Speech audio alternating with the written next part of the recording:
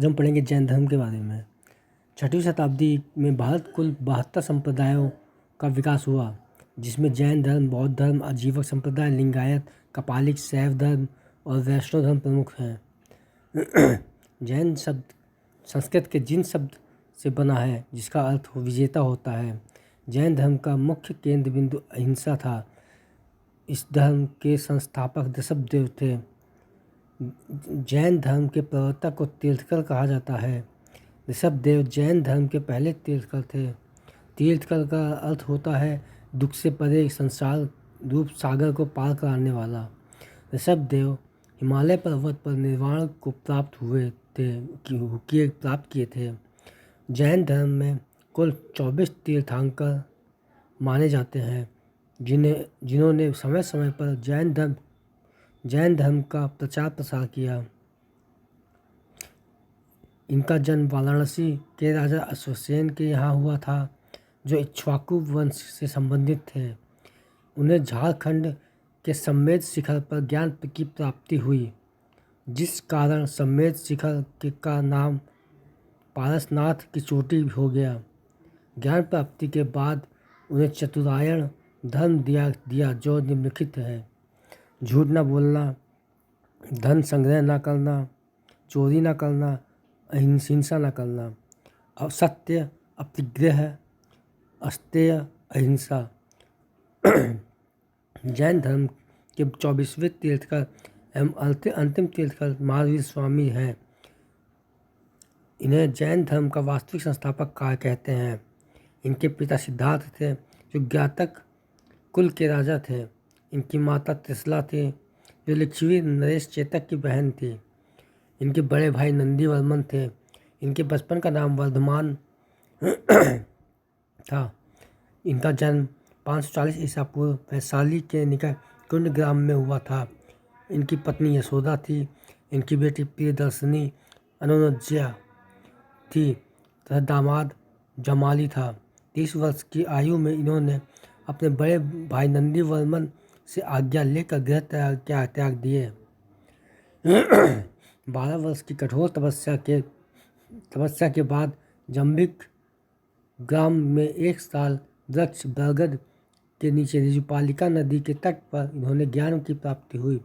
ज्ञान प्राप्ति को कैवल्य कहते हैं।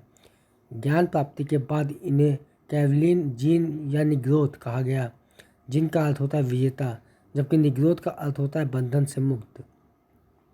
वर्तमान में जाम्भिक ग्राम की पहचान हजारीबाग के समीप पारसनाथ की पहाड़ी तथा ऋजुपालिका नदी की पहचान दामोदर नदी की सहायक नदी बांका नदी के रूप में किया जाता है। इन्होंने पहला उपदेश राजगीर में बतुल्लाचाल पहाड़ी पर बांका नदी के तट पर प्राकृत अर्धमगही भाषा में दिया, जबकि अंतिम उपदेश पावापुरी में दिया। महावीर स्वामी का पहला भिक्षु उनका दामाद जमाली बना। प्रथम जैन भिक्षुणी चंपा थी, जो राजा दधिवाहन की बहन थी। ज्ञान प्राप्ति के बाद इन्होंने पारसनाथ द्वारा प्रारंभ चतुरायन धर्म ब्रह्मचर्य शब्द जोड़कर पंचायन धर्म दिया, जो निम्नलिखित है: अहिंसा, जानबूझकर या अनजाने में भी किसी प्रकार की हिंसा नहीं करना, सत्य, सत्य बोलना, अस्तेय, किसी व्यक्ति की कोई वस्तु बिना उसकी इच्छा के ग्रहण नहीं करना, न ऐसी कोई इच्छा करना, अपरिग्रह, किसी प्रकार के संग्रह नहीं करना, ब्रह्मचर्य व्रत को सख्ती से पालन करना, तीर्थंकर, वह जिसने मोक्ष की प्राप्ति की हो, अहत, जो निर्वाण की प्राप्ति की ओर अग्रसर हो, आचार्य, जैन भिक्षुओं के समूह को प्रमुख, उपाध्याय, जैन धर्म का शिक्षक, साधु, सारे जैन भिक्षु।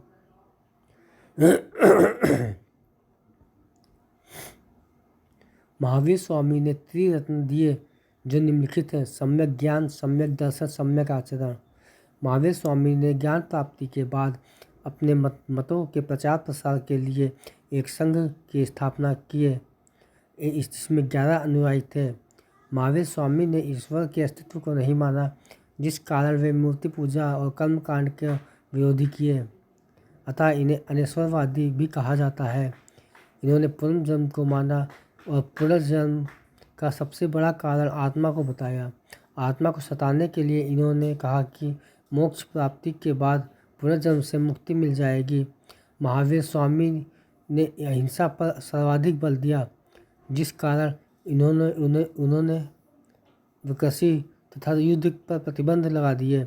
महावीर स्वामी के दिए गए उपदेशों को 14 पूर्वी नामक पुस्तक में रखा गया, जो जैन धर्म की सबसे प्राचीन पुस्तक है। महावीर स्वामी ने अपने उपदेश प्राकृत भाषा में दिए। महावीर ने अपने उपदेश में अनेकांतवाद की चर्चा किए। 72 वर्ष की अवस्था में 468 ईसा पूर्व पावापुरी में इनकी मृत्यु हो गई, निर्वाण हो गया। पावापुरी उस समय मल्ल गणराज्य के अधीन था, जिसका शासक हस्तपाल था। महावीर स्वामी के बाद प्रथम उपदेश देने वाला आर्य सुधर्मा को घोषित किया गया था। भद्रबाहु, स्थूलबाहु इनके 2 सबसे प्रिय अनुयायी थे। मौर्य काल में मगध में 12 वर्षीय भीषण अकाल पड़ा, जिस कारण भद्रबाहु अपने अनुयायियों के साथ दक्षिण भारत में कर्नाटक चले गए। इन्हीं के साथ चंद्रगुप्त मौर्य आए थे, जिसने कर्नाटक के श्रवण बेलगोला में संलेखना से प्राण त्याग दिए। इस भीषण अकाल में भी स्थूलबाहु और उनके अनुयायी मगध में ही रुके रहे। जब अकाल खत्म हो गया तो भद्रबाहु मगध लौट आया, किंतु इन दोनों में विवाद हो गया। भद्रबाहु के नेतृत्व वाले लोग निर्वस्त्र रहते थे, जबकि जिन्हें दिगंबर कहा गया, जबकि स्थूलबाहु के नेतृत्व वाले लोग श्वेत वस्त्र धारण करने लगे, जिसे श्वेतांबर कहा गया। जैन धर्म के विस्तृत प्रचार के लिए 2 जैन संगतियाँ हुई। पहली जैन संगति 300 ईसा पूर्व पाटलिपुत्र में हुई, जिसकी अध्यक्षता स्थूलबाहु ने किया। उसी में भद्रबाहु ने 12 अंग नामक पुस्तक की रचना की। द्वितीय जैन संगति यह 6वीं शताब्दी में गुजरात में वल्लभी में हुई, जिसकी अध्यक्षता देवाधि क्षमा श्रमण ने किया। उसी संगति में 12 उपांग की रचना की गई। जैन साहित्य को आगम कहते हैं। जैन भिक्षु के निवास को वसुदेव कहा गया है। जैन तीर्थंकरों की जीवनी भद्रबाहु द्वारा रचित कल्पसूत्र में है। अनुव्रत सिद्धांत जैन धर्म से संबंधित है।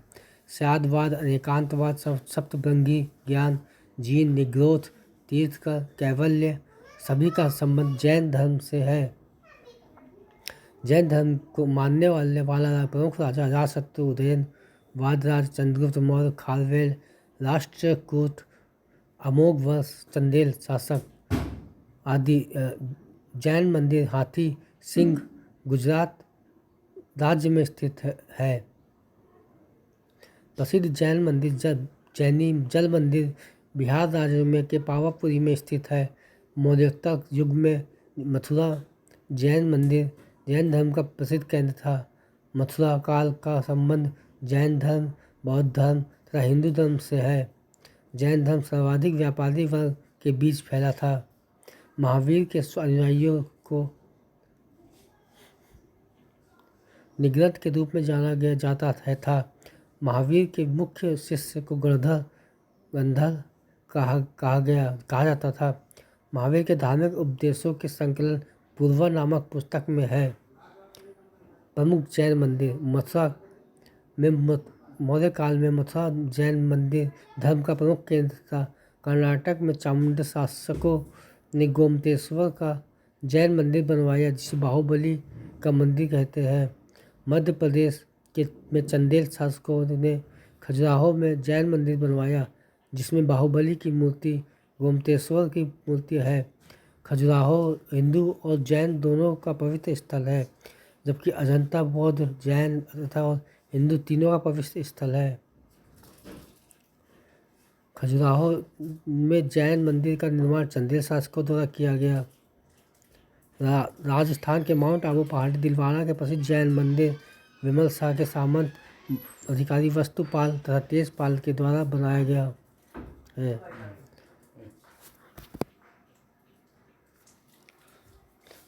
श्वेतांबर इसे स्थूलबाहु ने प्रारंभ किया। दिगंबर इसे भद्रबाहु ने प्रारंभ किया। ये वस्त्र पहनते थे, ये निर्वस्त्र रहते थे। महिलाओं को मोक्ष मिल सकता है, महिलाओं को मोक्ष नहीं मिल सकता। 19वें तीर्थंकर मल्लीनाथ महिला थी। 19वें दिगंबर के अनुसार 19वें तीर्थंकर मल्लीनाथ पुरुष थे। श्वेतांबर के अनुसार इनके अनुसार महावीर स्वामी विवाहित थे। दिगंबर इनके अनुसार महावीर स्वामी अविवाहित थे। धन्यवाद।